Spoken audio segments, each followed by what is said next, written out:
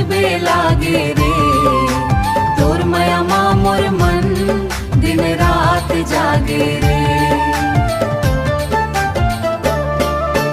मोहनी खवा के जोड़ी संग चलबो जी, जियत भरे नहीं छोड़ा तोला मोर संगी।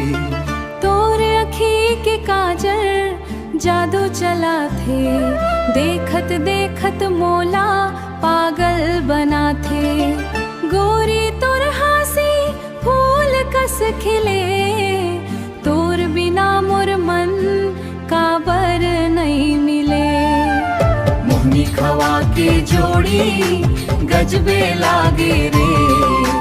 तोर माया मा मोर मन दिन रात जागे रे। दिन रात जागे रे। तोर माया मा मोर मन दिन रात जागे रे। मड़ई म देखे रहे पहली पहली बे, तब भेले बस गे हस मोर दिल के ढेर।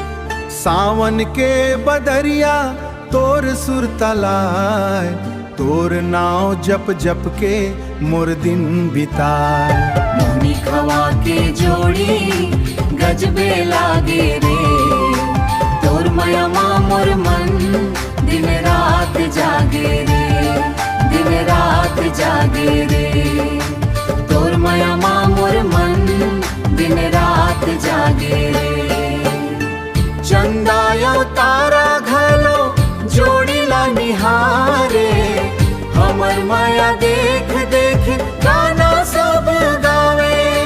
जन्म जन्म संगवारी तोर बिना अधूरा लागे मोर जिंदगानी। मोहनी खवा के जोड़ी अमर समावे। तोर माया मा मोर मन दिन रात जागे रे।